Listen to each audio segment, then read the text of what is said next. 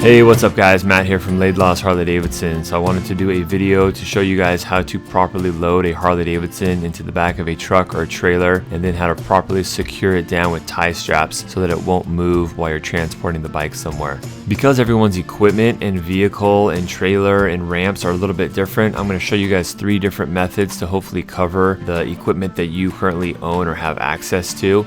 We're going to start off with the easiest, which is a low trailer, and we're going to progressively get harder to loading a bike with a wide ramp and then a narrow ramp into the back of a pickup truck. Also, in addition to showing you guys 3 different ramp methods, I'm going to show you how to properly secure and fasten down the 3 major families within the Harley-Davidson lineup: the Sportster, the Touring Chassis, and the Softail Chassis. I'm also going to give you guys a glimpse of how the brand new Harley-Davidsons are shipped in from the factory and how the motor company fastens those bikes down. So the first method we're going to be demonstrating here is how to load a bike on top of a trailer. Now a trailer, assuming you get the right trailer, is by far the easiest of the 3 methods that we'll be demonstrating here. Speaking of the right trailer, you want to get one that's designed specifically for motorcycles, one that has a big drop-down rear tailgate that acts as a ramp, one that has wheel chocks that will secure the front wheel into place, and one that has eyelets that will allow you to hook your tie straps to tie down your bike into place. Now a regular box trailer will work as well, one that isn't designed for motorcycles. However, it will be a lot harder to secure a bike properly once the bike is in the back of the trailer. So if you plan on transporting motorcycles frequently, there's really no substitute to having a good trailer. However, the cons to a trailer are they take up a lot of space. They can cost anywhere from about $2,000 to $5,000, and traveling down the road, they're a lot more cumbersome to get in and out of tight areas. But if you can get past those 3 things and you plan on trucking around your motorcycles frequently, then an investment in a trailer can be a really smart thing. I enlisted the help of John Lattiser, who's been in the car and motorcycle world his entire life and does all the transportation of our bikes for us. Recommendation on a tie down is a soft tie for the motorcycle end of it. You kind of want to stay away from the hooks being hooked onto a motorcycle, onto the bar or anything like that. This way it's not going to put any scratches in it if you're using the soft. So as John mentioned, the first tip would be to use soft tie straps. So the parts that are touching the bike are a soft cloth as opposed to the metal on metal that are going to mar and damage surfaces like your chrome and your powder coating on your motorcycle. The second tip that John mentioned was to have the tie straps ready to go and already hooked around the eyelets on the trailer before you loaded the motorcycle. That way you don't have a bike that is unstable or unsteady in the back of your truck or trailer while you're searching around for your tie straps.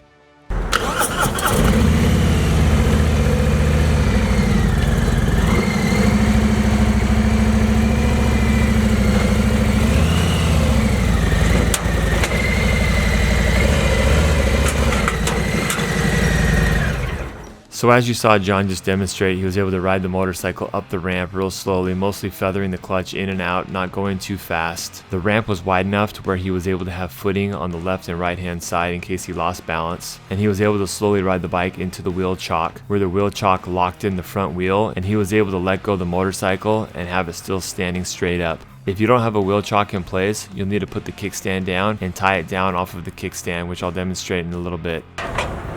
Alright, so let's see you loop it through here. The best place, in my opinion, is to go catch the frame and the crash bar. Some bikes allow you to do that and some don't. The tie strap placement you see here is going to work on most all touring chassis bikes. The bikes that it will not work on are bikes that have the twin cooled engine, that have the lower leg fairings that could get in the way, and they also have additional hoses that run up and down the down tubes of the frame, or the bikes that have the chopped engine guard like the CVO Road Glide. For those bikes, you're going to need to wrap the tie straps around the motor mounts as we've shown here on this Ultra Limited.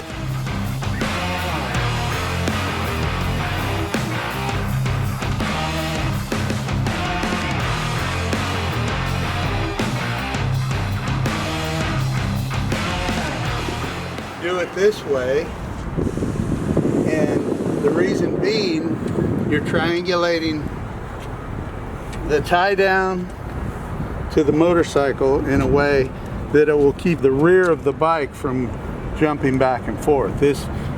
By doing it this way versus say you hook onto the forks somewhere, not on this model, but the forks or the handlebars, you've taken away, now you're just, the bike's easier to pivot off from the head because it's not tied down by the frame. Now that we have it by the frame, we've triangulated from the frame to these 2 points, and it lessens the chance of the rear of the bike jumping around on the backside.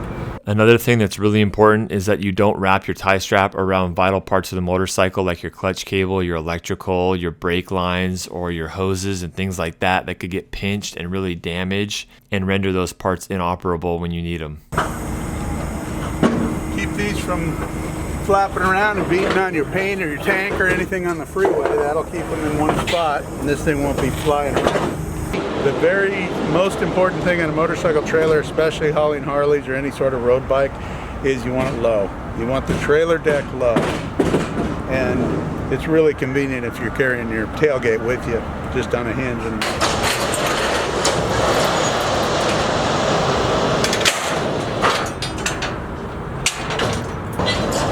Ready to go.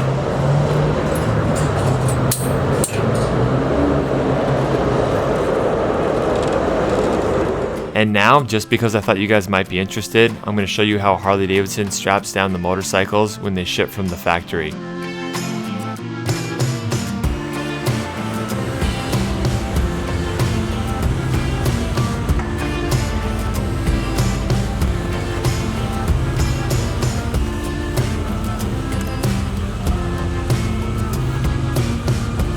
So Harley-Davidson has a very specialized metal pallet that they ship all their motorcycles on from the factory. So they play by a little bit different set of rules when it comes to strapping down the bike. The point of the motorcycle they use to strap the 2 front tie downs to is a cross member that attaches on either side of the 2 down tubes of the frame just above the voltage regulator. The Touring family motorcycles is the one frame that I would not recommend replicating the way that it comes from the factory as far as tie downs are concerned. Yes, for Harley-Davidson's purposes it works great because they have a specialized metal pallet that they use to ship the bikes on that locks both the front and rear wheels into place. But for everyday people like you and I that are strapping these bikes into trucks and trailers, there's better options like the one we just showed that's a little bit higher anchor points on the frame that give you a little bit better leverage in strapping the motorcycle down securely.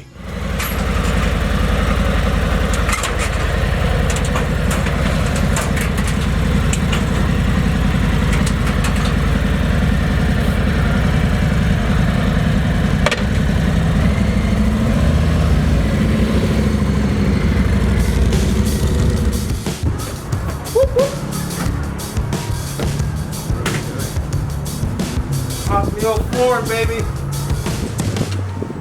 You go pick up a bike or what? Good old blue oval. I am. I'm on my way. See this, you younger millennials? This right here actually rolls the window down. See that? And you not know what that means or does.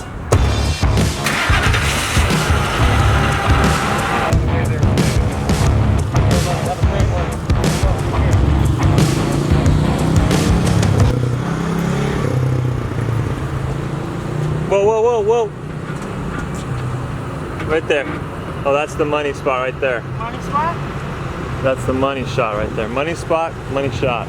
So here's my next tip, guys. If you have access to like a slope or a ramp or some type of an incline, maybe it's your driveway that slopes downwards, what you want to do is put the rear wheels of your truck at the lowest point of that incline. Maybe it's in the rain gutter or something like that. That way when you set up your ramp, you're starting on higher ground, and that will in essence lower the deck of the bed of the truck. So that way you won't be fighting gravity as much as if the truck and the ramp were both on level ground. And that way you won't high center your bike when you're rolling from the ramp into the truck bed.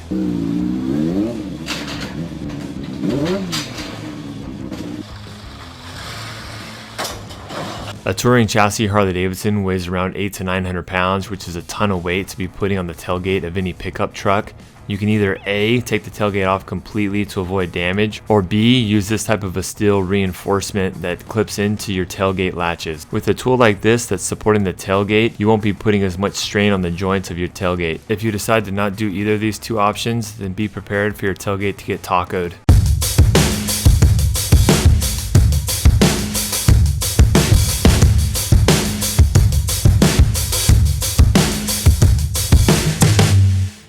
So what we're gonna do now is we're gonna make it so the ramp doesn't slip backwards when you're going up. Sometimes if you accelerate too hard, the rear wheel will skip the ramp out. That could end in disaster.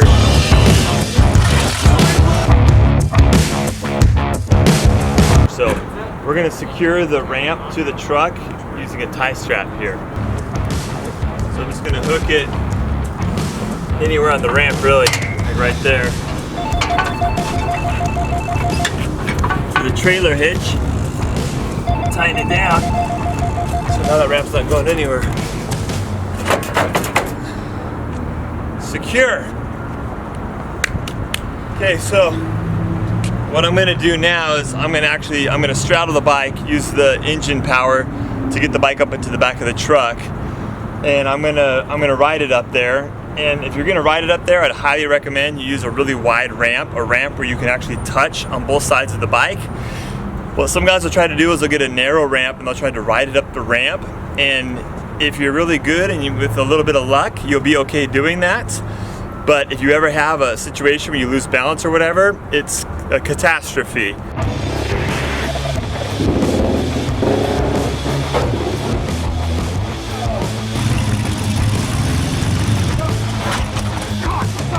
So I don't recommend trying to ride up the bike under the back of a truck unless you have a really wide ramp like this. We actually have 3 ramps spliced together here where you can touch both sides of the ramp. So we'll demonstrate.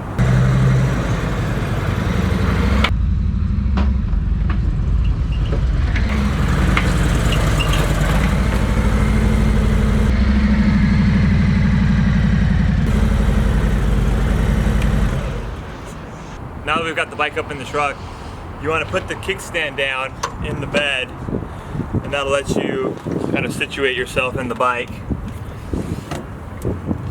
We have a block of wood back here to put a gap between the tire and the back of the truck, because what happens, you can see there's already a ding there. Sometimes you just bring a bike in, the fender will hit the back of the truck and damage the fender, so you want to make sure you don't do that.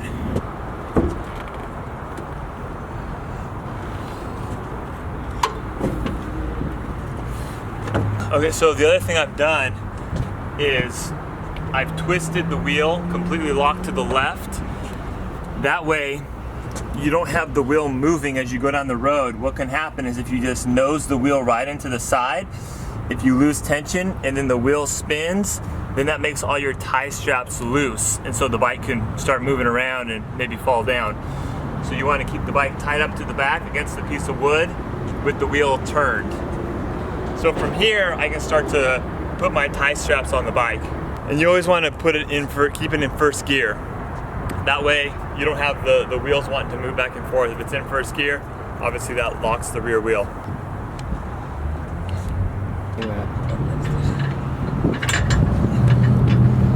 Okay, so from here, I take my tie strap.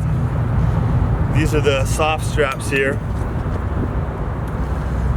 So ultimately, it's one thing to tie it down, and it's another thing to tie it down and reduce the damage that you could possibly do to the bike. We don't want to have any damage to the bike. Be careful if the engine's hot, you could burn your hand right here. And then I'm going to go up and over the crash bar right here. So put it through, put the hook through the soft strap here, like this, and then right there, that's going to be really secure. So I'm through the frame. Getting the strap through the frame is the very best place you can put it. It's the most secure, you're not going to damage the bike. The metal right here, the metal is away from the other metal on the bike, so it's not going to be dinging it and doing any damage. Then I'm going to take my other end of the tie strap. I'm going to hook it through here, and then I'm going to cinch it up. So I don't want to do it too tight because I'm going to start cinching the other side as well.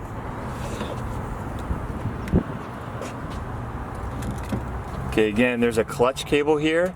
I want to go around the clutch cable. I don't want to pinch that clutch cable.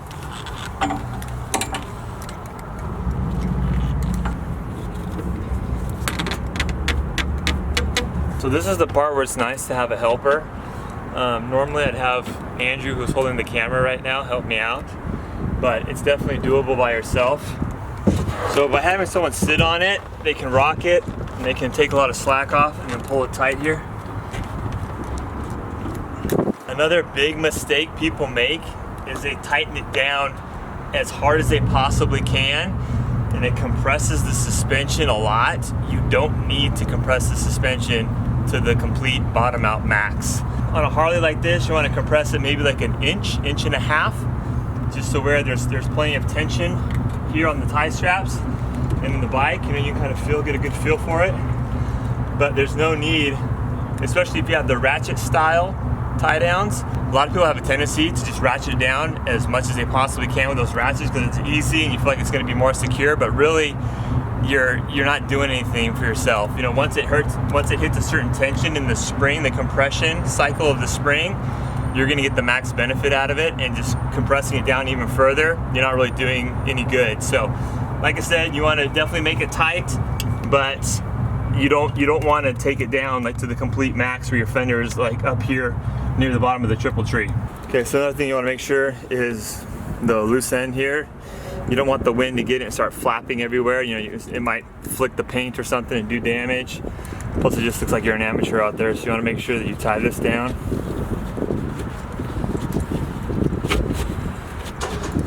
So it's not going anywhere. When you're taking the bike out, make sure you have the kickstand down. You do the right side first. I'm going to loosen that up. Now the weight is on the left side. The weight's now on the kickstand. So same thing, I'm going to use my tie strap here to secure the ramp. The last thing I want is to be going backwards down the ramp and have the ramp slip off the lip of the tailgate, then have the bike, you know, collapse. That's really bad. Now again, I have a wide ramp. This is actually 3 ramps strap tied together that we use here at the shop. It's really heavy and it doesn't transport really well, so it may not be practical for everybody, but yeah, with 3 ramps, 3 wide, I can actually straddle the bike and I can walk it backwards on the ramp because I can use both of my feet on either side of the bike to go backwards out of here.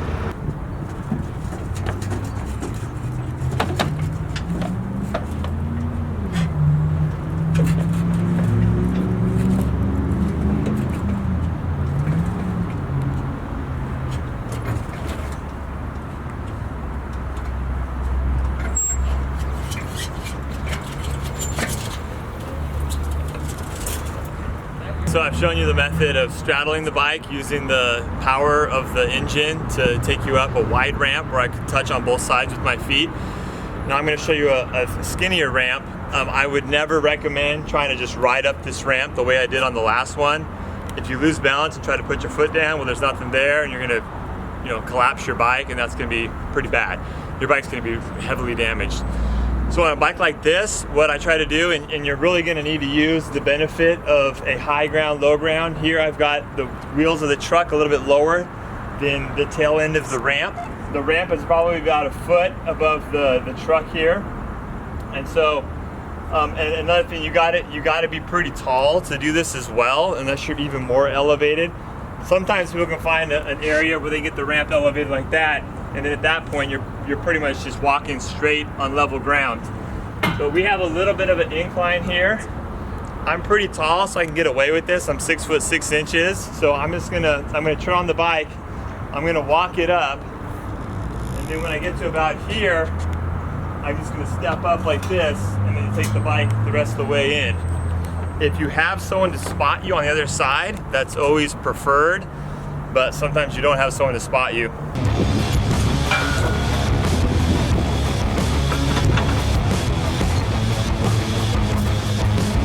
Is that Steve Garcia?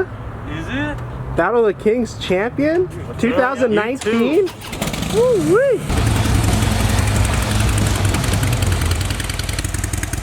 Trying to get the bike completely lined up.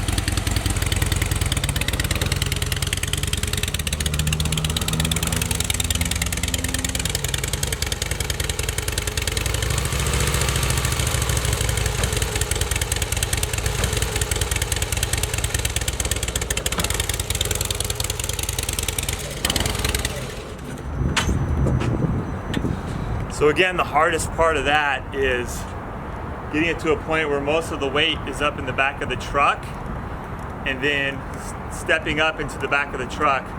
Most people aren't tall enough to hold the handlebars and use the clutch and keep their feet on the ground at the same time. And again, a lot of it is dependent on your angle of the ramp. If this truck was lifted, it would be 5 times harder. So from here on the softail is probably the easiest place of all of them. You just basically go around right here on the frame, loop through right there. You're not pinching your clutch cable, so we're good there. Oh, excuse me, that's your brake line. You're not pinching your brake line. And so right there on the frame, that's gonna be the very best point. A lot of people want to do the bars here, and the bars you can kind of get away with it, but the problem is you just don't have as much structural rigidity here. I mean, you got rubber bushings here, and you know, you got just the tightness of the clamp on the riser, and so bars can move and things like that. Again, you don't have as much structural rigidity. So the frame is always the best. You're controlling the center point and center mass of the bike. And once you control the center mass of the bike, you're gonna control the entire bike a lot more efficiently. You can, like I said, you can get away with the bars. Sometimes guys will do the fork tubes. Again, you're just controlling the front wheel, and I don't recommend that, especially since you might ruin your paint as well. You wanna go right here on a softail, right around the frame right there. That's the very best point. You always wanna kind of triangulate the way you tie it down as well. Meaning I don't want to have a hole right in front of the bike. You want to have something off to the side, off to an angle a little bit. That's going to give you the best stabilization. So I just wanted to show you guys real quick a couple of softails we just got in, some fresh shipments here. So the first one we have here is a slim, and you can see here they use the exact same tie down points on the frame that I specified earlier. So in contrast, the tie down points they use on the touring chassis is the one family that I wouldn't recommend using those tie down points as well for your personal use. However, on the softail, I would recommend these exact same tie down points right there on the down tube of the frame, right above that cross member that goes right above the oil cooler. You can see here they avoided the clutch cable. They went on the inside of that so there'd be no pressure on the clutch line there. And just for kicks and giggles, here's a fan favorite, the Lowrider S. The #1 best-selling motorcycle at our dealership this year, that's for sure.